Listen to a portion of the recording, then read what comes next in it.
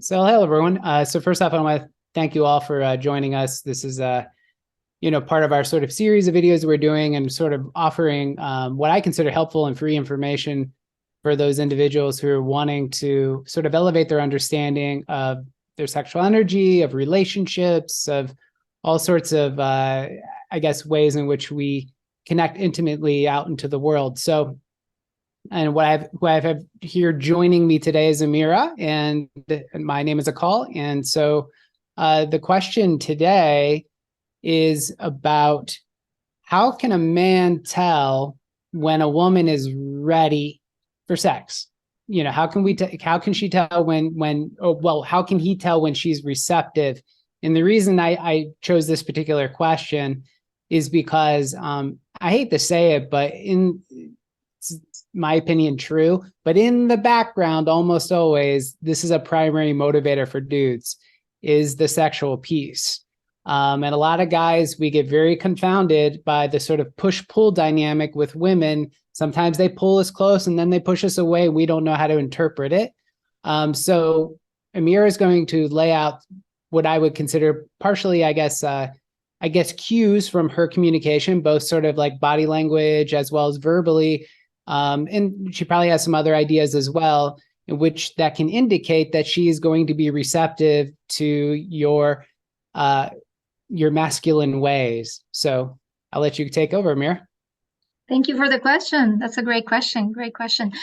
So I'm just gonna talk from my point of view, my personal experience, and I'm gonna stereotype here. So it's a generalization. So you can take whatever resonates with you and leave the rest. And from my experience as a relationship and intimacy coach. Okay. So also it's a generalization. I'm gonna start with a generalization. My tongue wouldn't roll. Men mostly are 10 out of 10, like 100% on sex. Okay. Men are sex driven. This is not bad. This is how they are wired. Okay.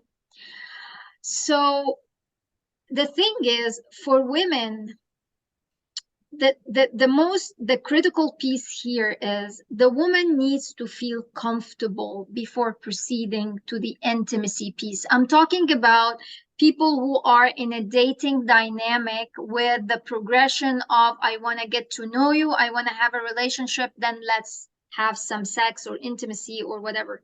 I'm not talking in a hookup setup where people meet just to have sex, or it's a casual thing, which is it's a consensus kind of thing where they agree to have that on the first date or on the first encounter. That's not what I'm talking about. So women need to feel comfortable, okay? And men need to make things flow. So because I'm a polyglot, I speak many languages and I lived in many cultures and I coach many ethnicities. All men are 100% on sex, regardless of their ethnic background, of their, where they live. But the difference is, how do they let things flow? So if a man is pushy towards intimacy from the beginning, that's an off-putting sign, because it makes most women feel unease. They make them feel guarded. They make them feel that they have to fend for themselves, because they make them feel that this person is not interested in knowing who they are. This person is after a hit and run. That's the thing that comes across. So when a man is interested in sex, definitely by default, or intimacy, I'm talking mostly here. But if he lets things flow in a different direction, like if he asks questions, if he listens, if he makes things flow in a very smooth dynamic, then women get to relax. They get to relax into their head, then they relax into their body, and then they become receptive.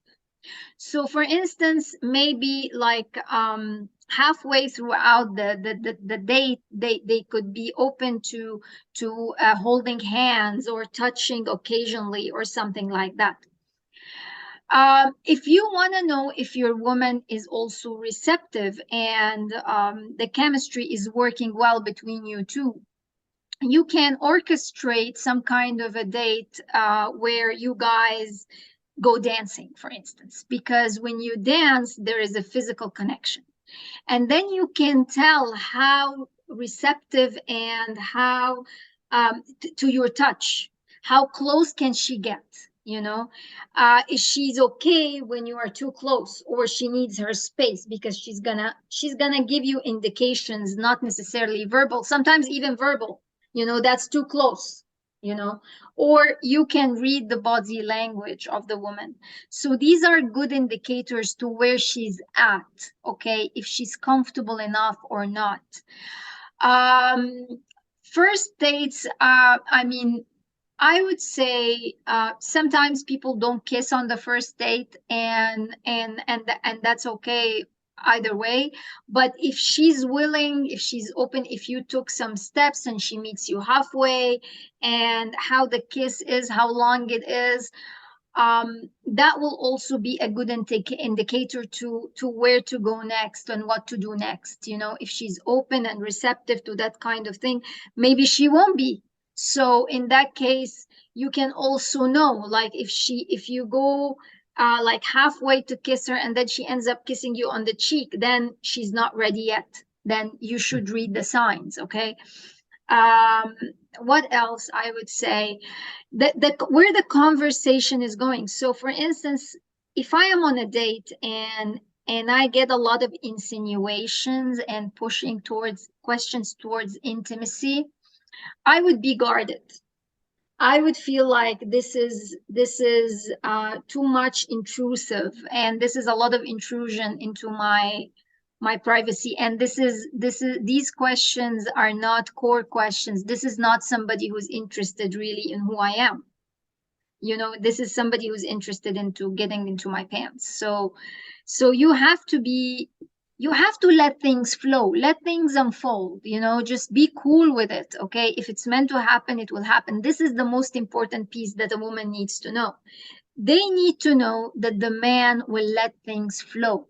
They need to know that it will happen spontaneously. They need to know that you're not just in there for a hit and run, because that's the emotional security piece, which is most women need to feel from a man before this. And it's not coming from a place that she's like a prude or anything. It's just this piece that this is, if you're dating a conscious woman who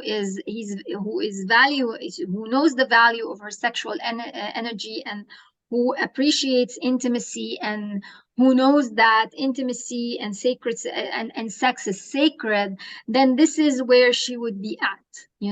This is where she would be proceeding from that premise that this intimacy is valuable, and my energy is, and I value my energy, and I'm not gonna waste it on some kind of a dude that I don't know where his head at the moment.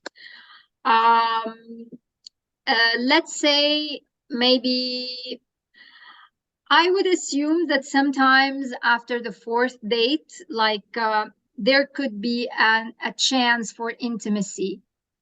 So I would say if a man suggests, or if a woman suggests that she will go, if she's open to going to your place for any kind of activity, like for instance, watching a movie together, or if she invites you over for dinner after, well, I don't know, third date, fourth date, fifth date, whatever, she is open to some level of an intimacy. I wouldn't say expect sex. I wouldn't say so. But if she's open for you to come over, or if she's open to go to yours, then she knows that something might happen, and she is okay with that. However, I would say take it step by step, because when women come to me and say, I am not ready for sex, but he's coming over for dinner, I say no. That's tempting fate, because that's giving guys the wrong signals. If he's coming over to yours or you're going to his, that means you are open um, to a certain level of intimacy. You can always say no. There is no obligation whatsoever on both people. You can, the chemistry can go wrong. He could do something that would be off-putting, or she could do something or say something that triggers you. You can always say no. But if I am going over to his place, or if I'm inviting him over, that means I'm okay to a certain level of intimacy that might happen, because this is an intimate setting, you know. So I would say read the signs, like when you hug, when you kiss, when you touch, where is she at? Is she open to more, or is she being reserved? So in that stage, you need to be more vigilant about her body language, how responsive she is. And you need to check in every now and then, like ask questions. If you're sitting on a sofa together, are you okay with that? Is that okay for you? Are you comfortable? I don't want to push things. Checking in with your woman makes her feel that she's heard and seen. And these are some of the signs that you should look for if you really care about this person and you want to have intimate relationship, not only just a one-time thing. So I have a quick question for you. Sure. So I'm going to lay out some assumptions here. So one of the assumptions is, let's say two individuals get together, man and a woman, and this, let's say the dude has been like patient, right? So he's playing it cool. He's kind of doing a lot of things that you suggested, and so he's tailoring his aggression for what he perceives as her signals that it's okay. But let's you use the word, if she's being reserved. So the word, I want to kind of dig into this word reserved a little bit, which is, what does it mean when someone's being reserved? Like, what's going on with her internal dialogue? And again, the assumption, let's say the guy's playing the cool game. He's doing a really good job. All right. So we're assuming the guy's doing a good job in this case. So what I'm kind of curious about is internally, like, what is a woman in terms of her internal dialogue, even though she may be physically and emotionally ready to commit to an intimate experience, what sorts of things may be crossing her mind that create a reserved aspect? And I know I'm just speaking from like a personal experience. Like I've had experiences with women when, they're physically, they're being responsive, then all of a sudden they just shut it down. Yeah. They just shut it down. And it was like all of a sudden they started to think. So I've always been curious, like, what crossed her mind that got her to shut it down? Was it some sort of like, oh, this is slutty if I give it up, or that's the kind of thing I'm curious about. Well, we're talking about layers and layers and lineages of trauma, experiences of abandonment, cheating. We're talking about experiences of basically, it's, I'm giving you the cookie and I'm not going to hear back from you. You're going to be here today and you're not going to be here tomorrow. So it's this thing that always in the background of the women, that okay, once you had sex, you're not gonna call me back. Because this has been, even if a woman does not have a hand-on experience like that in her life, which is, I bet, like 99.9% of women on the planet had this kind of experience, where she gets dissed after being intimate and after being vulnerable in a way. It's always this even in played out in the movies or from a friend or cultural or whatever it is. So this scenario, this prospect of being abandoned, and after having sex is always playing in our heads, definitely. So this is what's going on. Oh, he's interested because he didn't have the cookie. you know so but once he had sex, then this charge, this buildup of energy, I'm gonna use your words, is gone. So now he had a relief and a release. So who knows what's next? So when she kind of like, when she's a pleasure delayer and she elongates the process, what she's doing here is, if she, of course, we are using the premise that she's interested in a relationship, because she might be also interested in a one night stand or a casual thing or a fling or a no strings attached.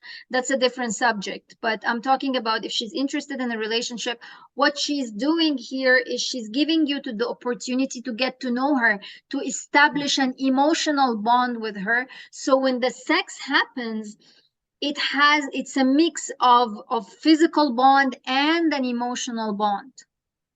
So that's what's in the background, that when she shuts you off suddenly, it's because she got scared that things are progressing too fast, and maybe physically she's attracted to you, but she's not ready yet for the disappointment. Yeah, something I want to kind of interject really quick, and this is for men who are watching this video, is that regardless of the sort of like I would say over the last 40, 50 years, the sort of feminist movements and things of that nature have indicated that a woman can be as sexual as a man. A woman can be, she can indulge sex the same way a guy does. And I say bullshit. Women have considerably more on the line. So women, in my opinion, need to be more discerning about their sexual partners. They need to operate with a greater sense of restraint, partially because they can't count on men to do that.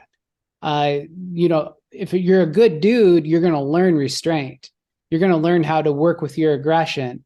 And again, both Amira and I have videos, or programs posted down below this video that you can kind of get into sort of learning how to cultivate restraint and learning how to read body language and things of that nature. So the one thing is that as guys, like I said, you don't ever want to look at a woman as having the same attributes as a man. It's not true. It's not true. They are not, energetically speaking. Yes, we all have 10 fingers, 10 toes, 2 arms, 2 legs. So we can find that universal point in which we're both human beings. But in terms of how the energy flows and expresses out into the world, it's fundamentally different. And that's a good thing. And the reality is that women put the brakes on things for dudes. I'm a man who works with a lot of gay men. And because I work with a lot of gay men, I've learned over the years that you have a gay relationship, you have 2 dudes coming together, there's no restraint. And because there's no restraint, oftentimes what's deficient in the gay community, you can get mad at me if you want, if you're watching this video and you're like, oh, you're making generalizations. Well, I think I'm right about this particular one, which is in the gay community, you got 2 dudes coming together, there's nothing slowing down the progression unless one of the individuals has some reason to slow it down. So in other words, gay men oftentimes struggle with true intimacy, meaning cultivating deeper bonds and creating deeper relationships. Again, I've counseled gay men, well, men in general, but a lot of gay men over the last 15 years. And this is a repeated something that happens over and over and over and over again. And it's changing.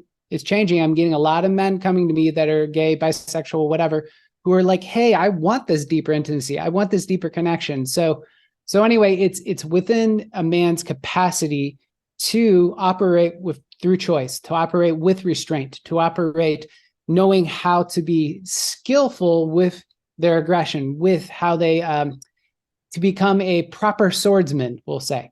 So anyway, sorry to interrupt, but no, thank you for the interjection. I will just also say that all this information and how to communicate, how to read the signs, how to really cultivate these skills, it will not only help you on your on the relationship aspect, but it will help you read people in general, and it will help you even if you have a daughter, if you have a sister.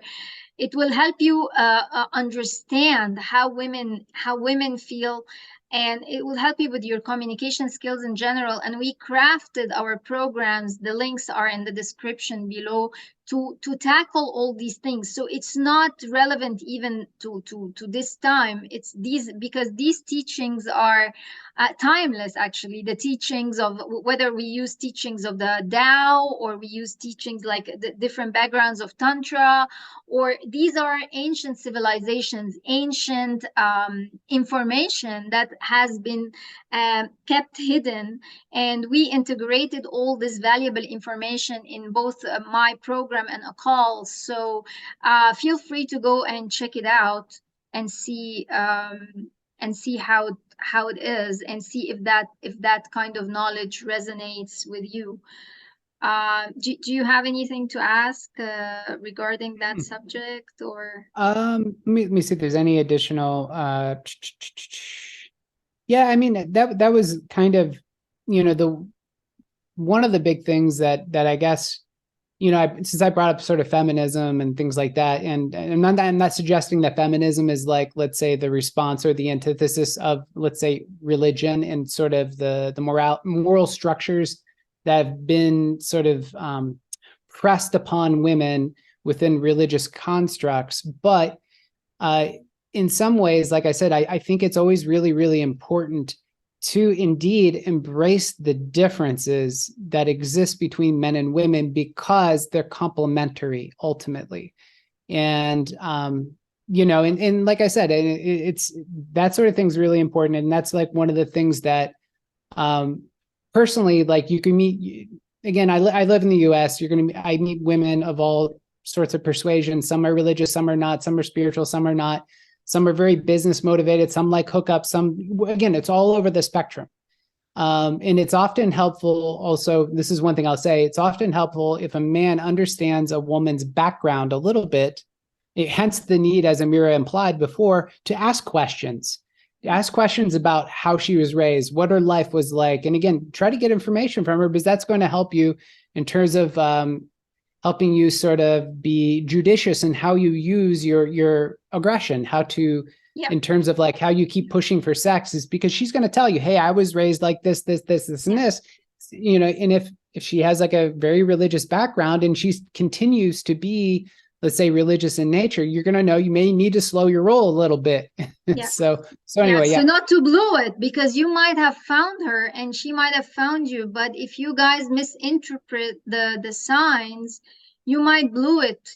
So just take it slow and see where she's at. And yeah, because you might be too eager, but she might misinterpret that. So that's also a possibility. So you have to learn how to navigate and how to read, because it's another language on its own.